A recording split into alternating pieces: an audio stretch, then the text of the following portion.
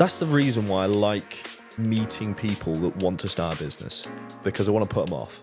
In the complete nice kind of way. Yeah. Like, I think there needs to be more put off on this whole thing of entrepreneurship, because I feel like it comes with this, oh, you're an entrepreneur, so you must be like you must know everything and know everything and just the list goes on, right? Isn't it? Absolutely. And I think it's not. It's really hard work. I even had the marketing director of Coca-Cola at the time even outreach me on LinkedIn going, this is genius. Yeah. Can I just say, I'm going to steal your idea and we're going to do this across Italy? And I'm like, cool, great. Yeah. Could you give us some money? Like, that'd be really good right now. What I would say is we do really well is incentivized giving. That is the term. Like, we're not just a donate. Also, you can donate, but also you get the opportunity to win something for that. And a personalized prize. So if you're a Wrexham fan and you donate through this process, you can also win something related to Wrexham. That's that concept. Yeah, brilliant. Yeah.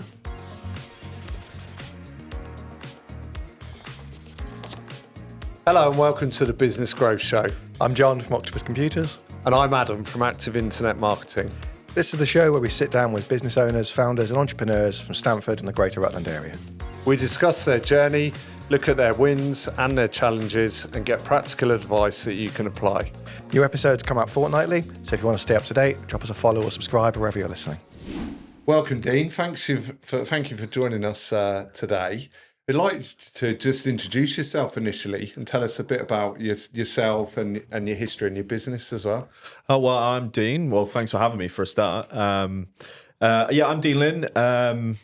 I call myself an entrepreneur because I believe I am. I had actually a struggle calling myself that for many years. Gosh, where to start? I think as I shared, I started when I was 15 on my entrepreneurial journey, built online games, text-based, browser-based games. When I first started, it was at school. Why I became a super nerd, let's start there. I actually had collapsed lungs when I was younger. Right. Still to this day, don't know why. And basically, I found myself in a dark room all the time. Hated school. I was the disruptive kid, didn't know what to do with him, so put him in a room. And I found my love and passion for games, like any teenage boy, right? And I thought, you know what? It'd be really cool to know how to build these things. And I came across a game called Torn City. And this thing was grey, black, and ugly. Like, loads of people played it. And I think the point was, I was just like, right, I can build this game. So, I suppose fast forward 2 years, that was my journey at the start, was built 17 online. And what were some of the titles? Because I know they had quite a big... so Hitman's Life, before we got sued, for many reasons. Yep. I think that's what I learned about copyright law, and I was like, "Oh, this could be painful." Hitman's Life.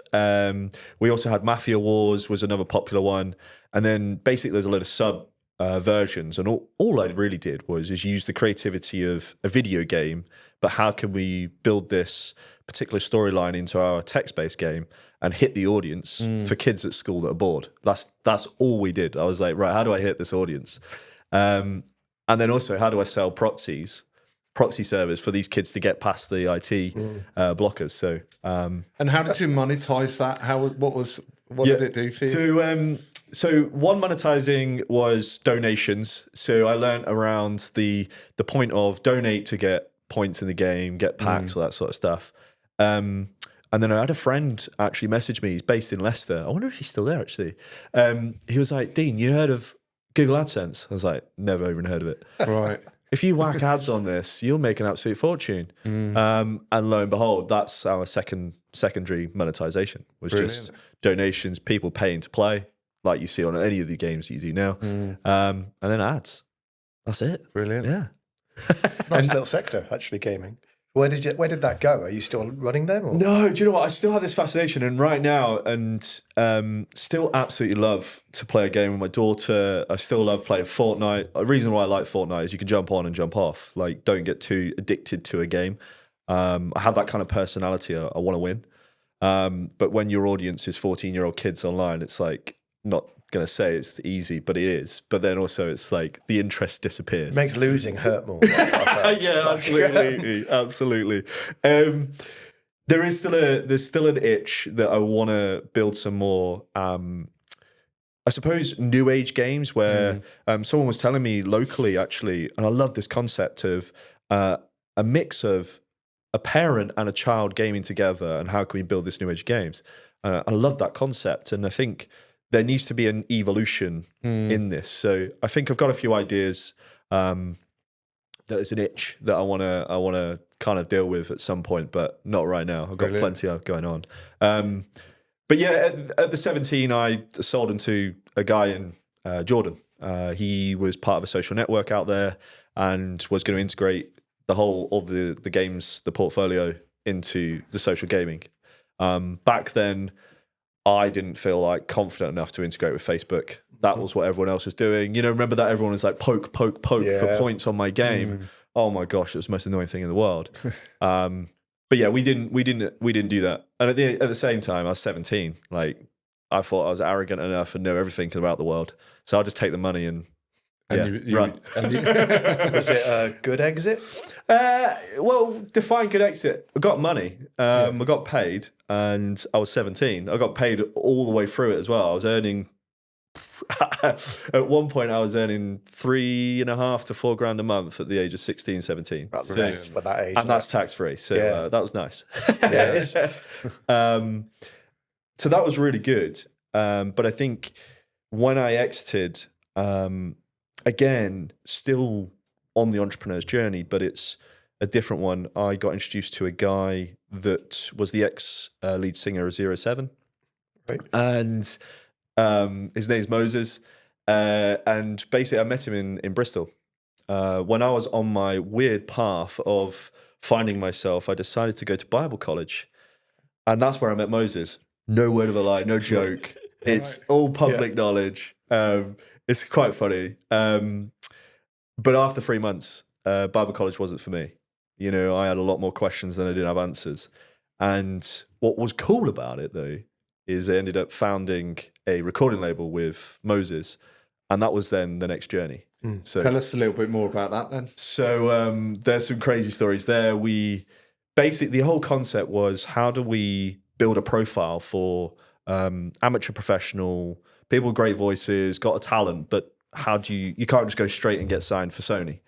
So the concept was, through Moses's contacts, he would be a builder. So he'll build these profiles, vocal coaching, help them produce a single and an album, and then the idea is get them a few gigs and then feed them up. Yeah, I feel like an intermediary label. Yeah, absolutely. And Moses is such a talented individual, just pure heart, like absolute talent. Like you can't fault.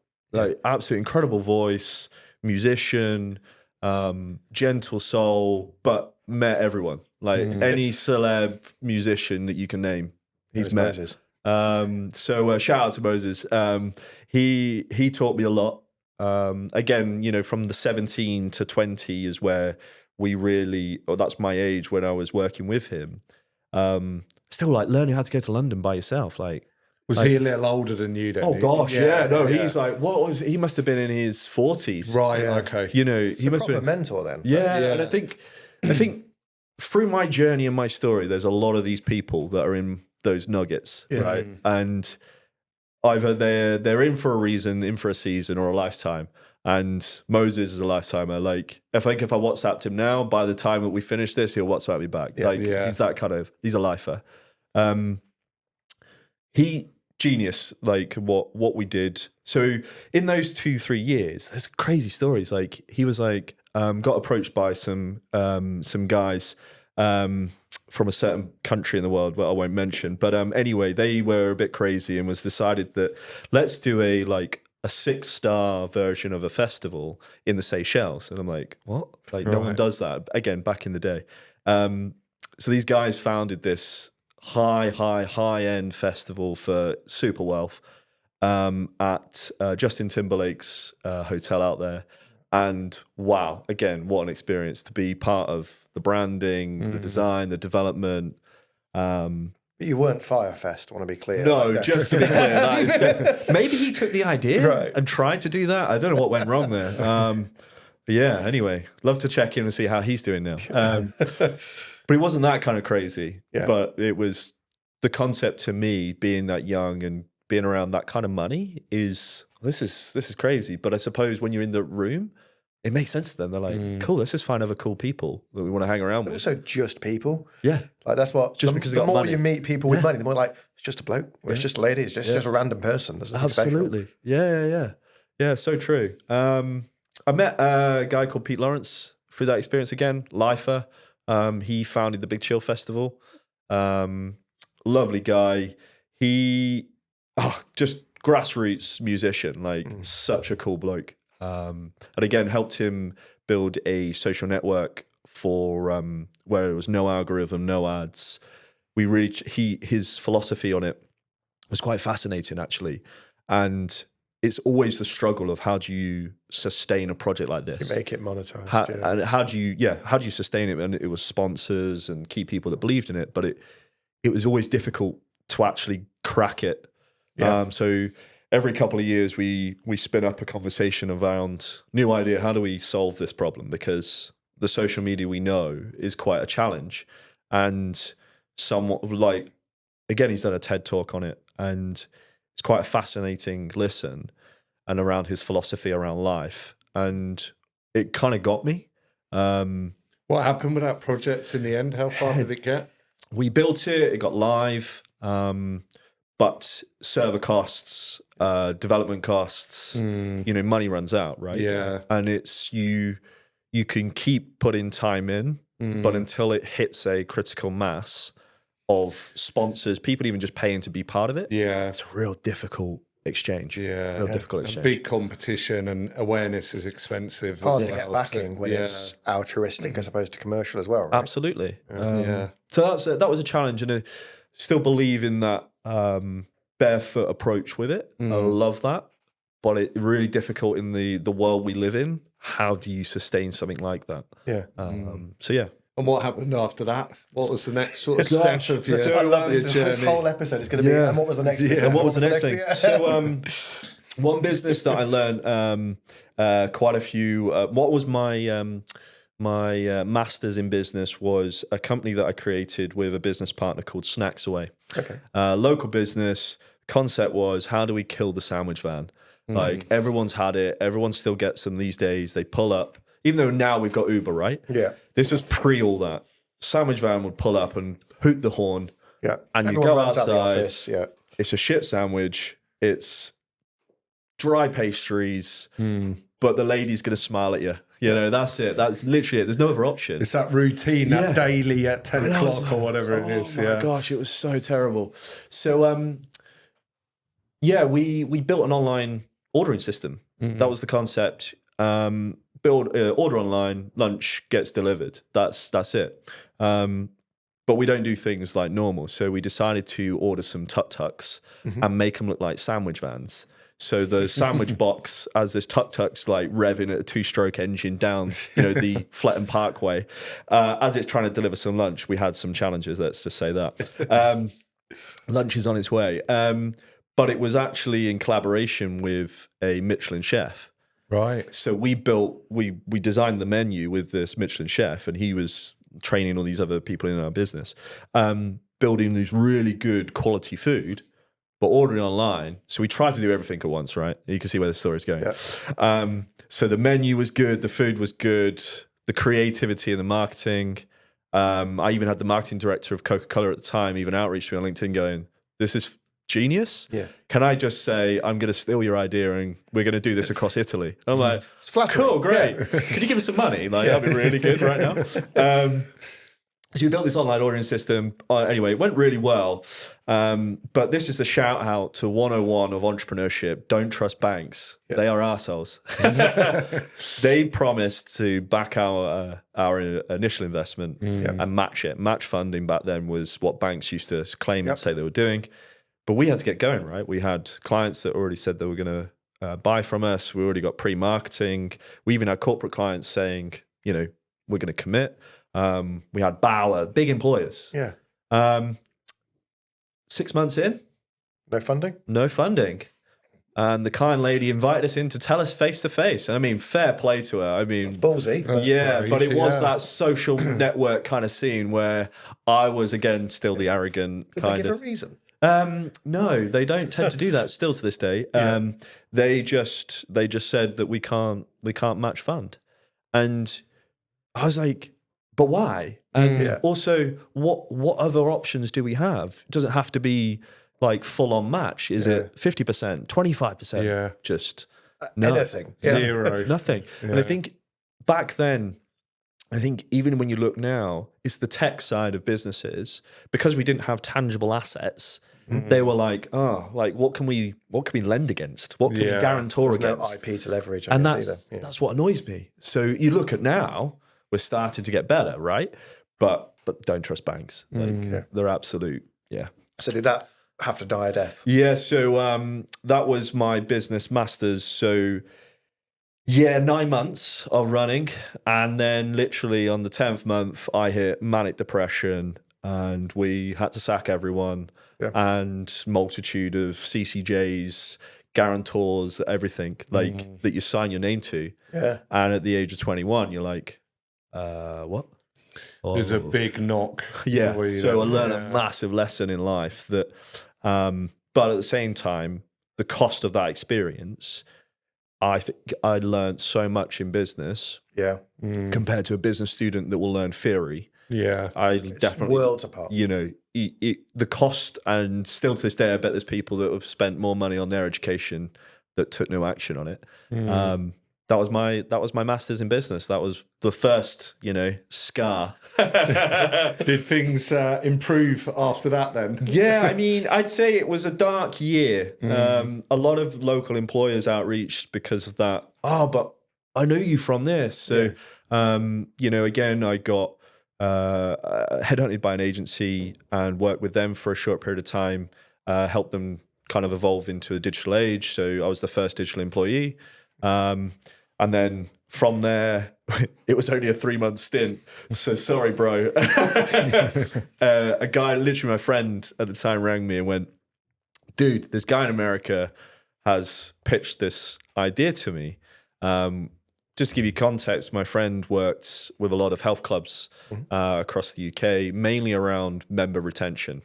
So I'd phone, back then, tele-agency, phone the one, you've cancelled? Why? Like, we'll give you the discount, give you all these other benefits, right?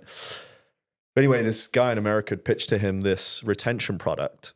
So as you sign up, you would then share with your friends back then it was SMS, and every person that you get signed up, you'd get discount off your membership. Easy concept, right? But it's a license model, wanted money off everything. And I was like, again, still the arrogant guy. I think there's a common theme here. I had the approach of, mate, I could build that in a weekend. And he went, mate, you build that in the weekend, you got, like, come in, like, be a part of this. So came Monday, and there it was. I built the script, handed my notes in, and was like, why are you leaving? I'm like, well, I built this project. I'm going with a friend. Yeah. We're going to launch this. We then launched it. It was called Social Referral Online. We got it into DC Leisure, Fit for Less, Energy Fitness, on and on. Even local, we had it in Duncan's gym. So Duncan, what was his gym? Bannatyne. Yeah, no. No. Duncan's gym. What was it? Oh, shout out to anyone in Stanford. Please remind me. Oh my gosh, it'll come to me. So Duncan was client number one. Great guy. And the concept was brilliant. But I integrated it into social media. So the concept was, as you signed up, you would get the benefit, right? And because I integrated it into social media platforms, it just boomed. Yeah. So again, that was... So was that timing or planning or luck? That was, I would say that was complete arrogance and luck. I thought, the technology was easy to build. He had the clients. We've got the product, right? We solved their problem. Brilliant. Great. That's how you build a business. And that was timing with the element of luck, I think, to me. And taking a risk and taking a chance, quitting your job, as you said, And I think that's probably what we were just talking about off record, is that element of my undiagnosed neurodiversity is, Yeah, I don't see the element of limitation. Like, I'm definitely a high risk taker. I'm one of those that will take the biggest risk in the room and then still inside go, ooh. You back yourself, which I think is a limiter for a lot of people. True. Doesn't mean I don't have imposter syndrome. Like, That's because you're human. Yeah, yeah. And I think it's that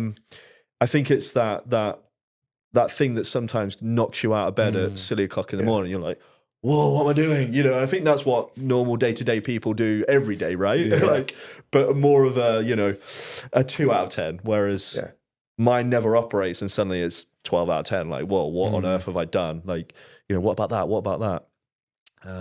So yeah, it was good. I think it was definitely timing and luck. Yeah. It was right. But probably to your point, I think the arrogance kicked in because I thought, actually, genuinely, I think I can build this. I can do this. And you did. So you backed it. So yeah, and it worked. We made money. Yeah. It was good. So what happened to social referral? Still going? No. Long and short, Club Manager, I think it's all Club Manager. They do all the memberships for a lot of popular, what they did back then. The SaaS product, I think, isn't it? It became into basically gym management. Yeah. And our product was third party. Did we have APIs, everything else? No. Again, I was like, this is like full on engineering projects. Yeah. Like, we don't make that much money. We make money, but not that much. So it's like, this thing needs to merge. And I think it lasted 18 months. I was only there for a year. So, and then.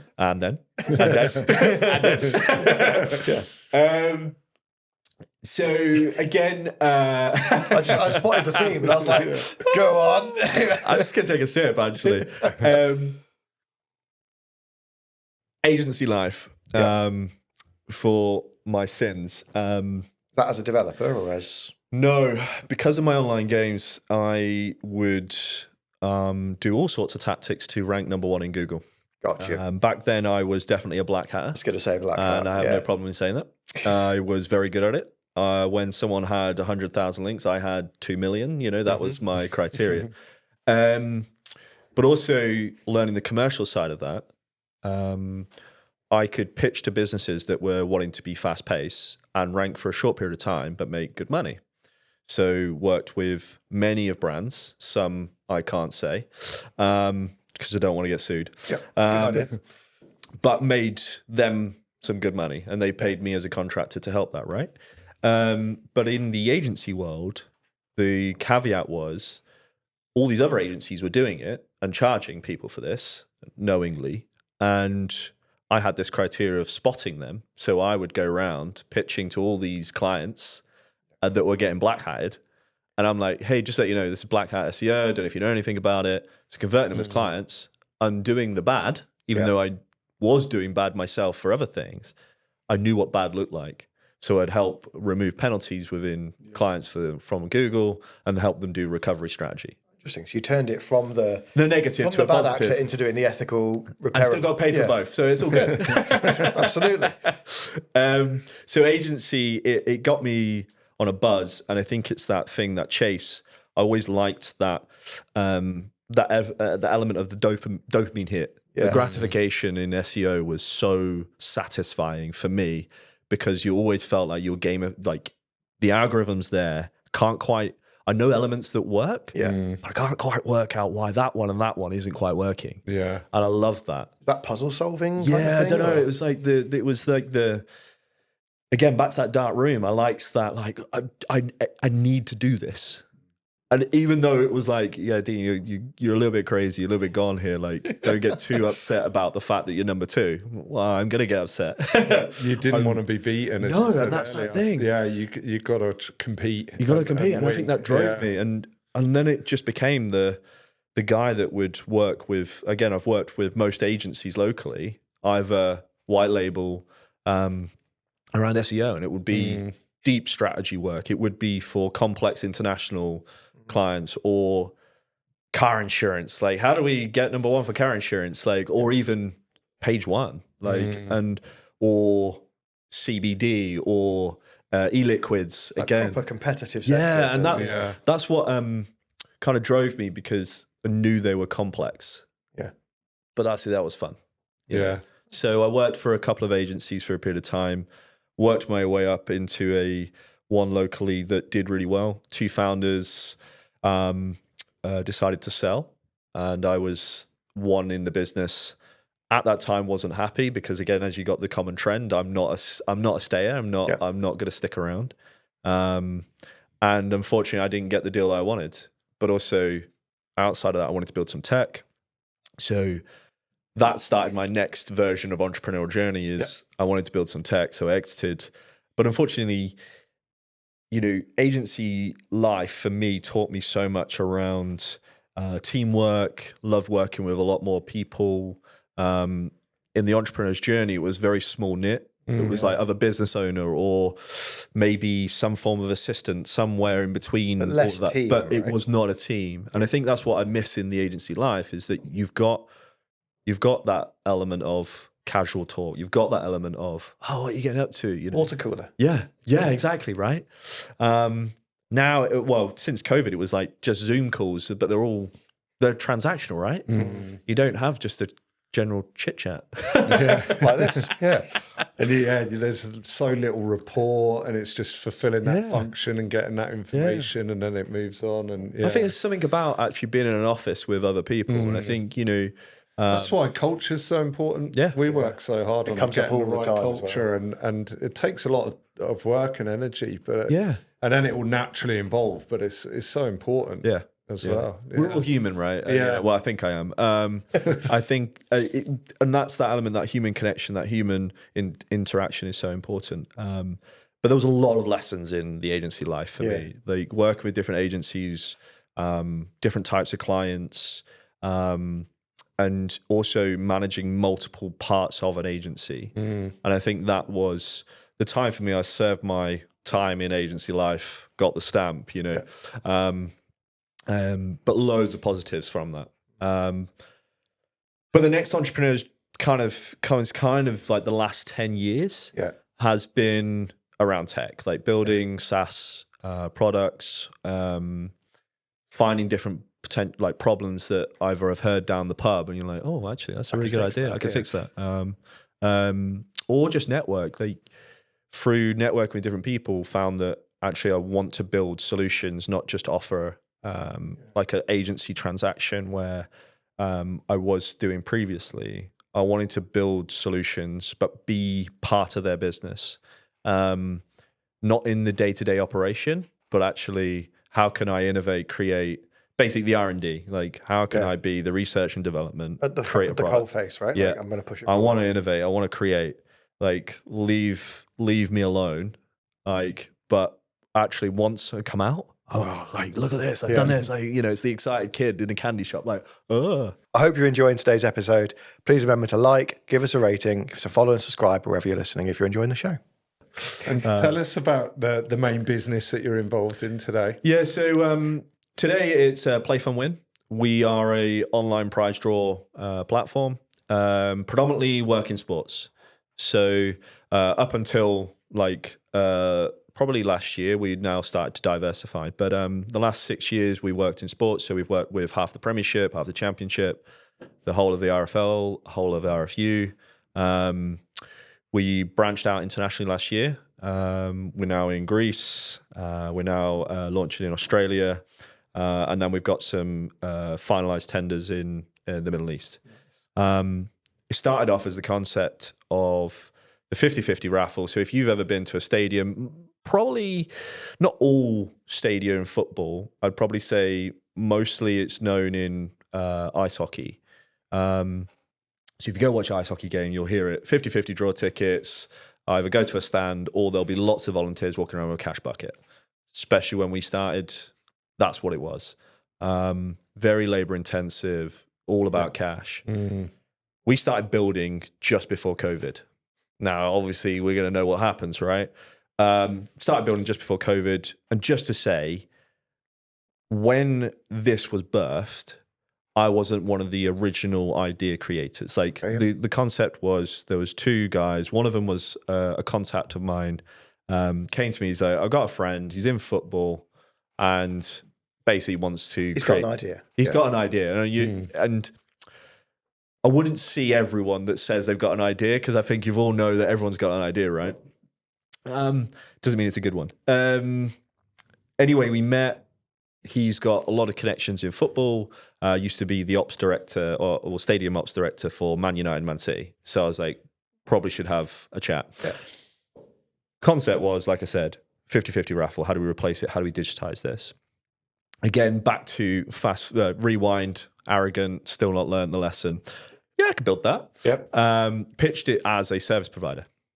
Back then, Harry Maguire was going to be, I can actually say that now, Harry Maguire was going to be an investor in the project, but he got himself into a bit of bother while he was abroad, and we all know the story. If you don't, you can Google it, bless him. So he had to pull out of the public eye, and his manager said that you've got to cut all things. Yeah. So I, after a period of time, was like, actually, I love this concept. It's brilliant. In fact, I'll pitch this concept. Again, local guy said to me, pitch for equity. I'm like, yeah, okay. So I'll build MVP. For those that don't know what it is, minimal viable product. So I've got to build a product that works and serves a purpose, and there's a commercial transaction. Do that, I want equity. They came back, they gave me equity. Good slice. Good slice. I started with 30. Nice. Which was, I thought back then was fair. Generous, I think. That's a solid. Yeah.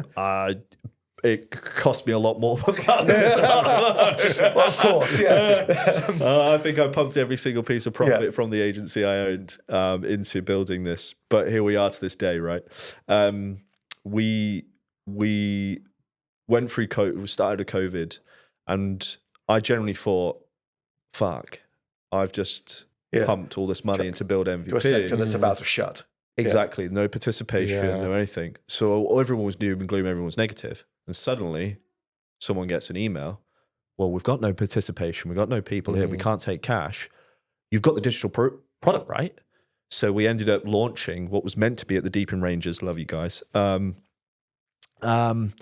So 30 people, 50 people side of a green pitch. Like that's MVP, right? No, we started off at live draw at event production show. The second or third, no, it was the third draw was at Wembley Stadium.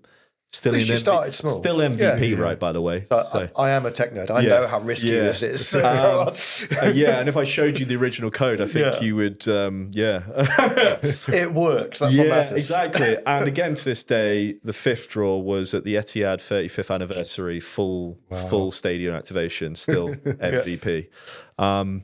Which comes to another interesting part of the story is I'm sat at home because I would crucify myself in that environment as a tech guy that's going, this shouldn't work. Shouldn't be live. Like I am onto the server company, like overspending every single thing possible. Like every limit needs to be removed. I don't care how much it costs. We're live at Man City. You know, there's meet and greets with Jack Grealish. There's some very expensive sponsors prizes. So, but we made it, right? It worked and it worked really well. But I think it taught me that we need to now go enterprise and yesterday. And I think it was that journey that taught me around, again, back to that team is you need other people or quote, I think it's Richard Branson that says it is like always hire people that's smarter than you. Like, you know, be the dumbest person in the room. Yeah, absolutely. And I then was willing to say, I am not the smartest person and I can't solve it. I know what needs to be done, but physically I don't have the capability. That was a hard lesson. But that appetite for risk and taking a chance Look where it got combined us. with that. And what then happened is loads of other stadiums, loads of other football clubs, loads of organizations were like, we need your solution. And that's what snowballed. So today you're in multiple territories. Half the clubs multiple in the sports. Premiership. We've developed multiple fundraising types, so not just the 50-50. We do, as we know, the competitions or the prize draws. We've even built membership games for different clubs. So we've got forecasting games like you see, like predict, football league kind of prediction kind of games. And then recently decided to try and take on Omaze, and Raffle House and every other like known brand there. But I think part of our journey over the last 5 years is we've we've also acquired other businesses and built them in. We now sit on just sub of 9 million users on our database. And I think that's that, again, back to that appetite of how do we build a good business that does help serve a cause, because it's not just about profiteering. And I think that's one thing that, again, what I'm learning is probably about me and my journey is through these opportunities that come and go, right? Is how do we give back? How do we support these foundations? How do we help the charitable element? So we do some great things. You know, it's that, what I would say is we do really well is incentivize giving. That is the term. Like, we're not just a donate. Also, you can donate, but also you get the opportunity to win something for that. And a personalized prize. So if you're a Wrexham fan and you donate through this process, you can also win something related to Wrexham. That's that concept. Yeah, brilliant. Yeah. And you are still excited by it? You're still enjoying it? Oh gosh, yeah. As you're working through? Yeah, because you get really interesting people coming to talk to you about interesting things that they want to raffle. Like a house. Yeah. So like a house. Yeah. But also, like, again, back to that, we're in a people business, so I think it's meeting new people, seeing things. Now we're international. It's that element of experiencing new cultures. I like to travel. I like to eat. I like to explore. Well, you can do that while you work, right? You know, a little bit of a thing for me is opening up. Like, I like this. I like the pull. I think something exciting for me is my next journey. So last year, I started doing a lot more public speaking around the entrepreneur's journey. And from that, in Munich, I now got invited to do a face-to-face pitch to La Liga, Atletico Madrid, and Real Madrid next week. Excellent. And that is the kind of the drive and the journey we're on, which is exciting because we're meeting innovators in sport. And it's not about what happens on the pitch. It's about how do we engage with fans? How do we do this new age of engagement? Because we're over informed. We've got so much information going on all the time. And overwhelmed as well, I think. Absolutely. And I think we've hit the capacity of information, right? So when you're working with these sorts of creatives and innovators, that excites me because anything's possible. New things will get birthed. I know it. I firmly believe that. But also they have a big audience already, but the common trend is they still have the same problem, right? Yeah. How do we engage with our fans? How do we make sure that there is an element of exchange, but also what else can we offer them? And I think that's what's exciting me over this where's the next journey? Like the next 18 months, that's going to be interesting. How much do you think your role has changed over this spanning career? Because it sounds like you actually started as a traditional dev to me. Like 100%. You were in a dark room coding away. You made some cool shit. That's development, right? And then you managed to leverage that into a number of hobbies. It became commercial, probably too much too soon, over-leveraged, collapsed. Constant learning, but hundreds of different roles. How do you reckon that path tracks? Yeah, so that's the reason why I like meeting people that want to start a business, because I want to put them off. In the complete nice kind of way. Yeah. Like, I think there needs to be more put off on this whole thing of entrepreneurship, because I feel like it's become like, that's why I hated saying that I'm an entrepreneur, because I feel like it comes with this, oh, you're an entrepreneur, so you must be like, you must know everything and know everything and just the list goes on, right? Isn't it? Absolutely. And I think it's not. It's really hard work. Like, as much as I can sit here and talk about all the positives, there is a graveyard. And it's not for everyone either. Like, it takes a certain person to not be up all night. It's probably like the biggest thing I've seen. Is like, actually, good entrepreneurs, we can lie in bed and be like, oh well, and fall asleep. And like, people who aren't suited for it are lying there going, oh shit, I'm going to pay payroll. And like, a lot of us are like, it's a high tolerance for pressure, I think. Definitely. And I think we've all got different tolerance levels, right? But what it's taught me is through these journeys is I still have the drive and the passion to build. I like to create. I like hearing people come up with their ideas, and I'm like, oh yeah. And my brain is, I think I heard someone say is how to describe a neurodiverse brain to a normal brain. And they do the brain scan. It's like watching 1,000 movies at once and watching one. That is, my brain is running like that as people are like, oh, I've got this problem. And you're like, let me try 10 solutions at once. And they're like, whoa, okay, I don't know how to handle this. So I know I still have the drive to want to build and innovate and create. So I still have that passion there. I think I've lost your question. So actually, I'll come back to you. What did you say? How your roles moved on. Glad I remembered that one. That was a test. That was a test. Good test. What's your role nowadays back to where you were originally? Still probably the same overarching point. Yeah. I think I used to call myself a creative problem solver. That's what I used to call myself. Still to this day, I like to innovate, create, and solve problems. So I suppose it's just what word would you put on it? Yeah.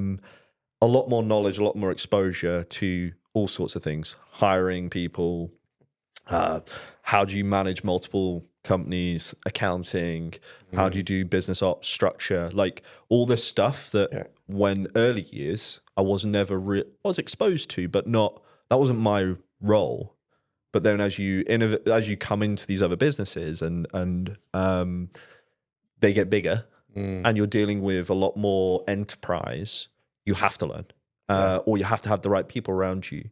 So relying on your network, relying on other people for advice. So I find myself in a lot of other founder WhatsApp groups and founder meetups because I think they're the most interesting people on this planet because they're on their journey creating something, right? And I think, but also they're the most honest. And if they can help you, they're going to help you there and then, right? Yeah. Oh, you got a problem? Like, bang, WhatsApp, you need to speak to so-and-so. I love other founders for that. And that's why I love networking or being around other founders of businesses because I think that's so important. So has the role changed? Probably, but it's probably just come from that exposure of more things. Yeah. It's matured. Yeah, that's probably a good way to describe it. Yeah, yeah, but still the overarching, I've got a problem, it's quite big, and how do I fix it? I can fix that. I think from what you said as well, people don't ask for help enough. Especially they think as though you can't approach founders and owners. Yeah. And actually, we'd love to help because chances are we've solved that problem, or at least we know someone who can. Yeah. And we'd love to be like, don't make that mistake. Like you said, don't borrow from banks, whatever it is. We've been there. Let me tell you a horror story. Here's how you should do it. Yeah. Exactly. But people don't ask. Sharing your experience and being very open, I think, is a trait you see across a lot of founders, entrepreneurs, don't you? Massively. And I think even on that, it's back to that point around money is one thing I started doing was I've got a network of people that write checks. So if you're all looking for investment, most founders usually are at some stage of their growth period. I started then doing intros. It was like, I know a guy that knows about that and actually has a passion in that. Do they understand what EIS and SEIS is? No. But I'll describe it like an entrepreneur, dyslexic.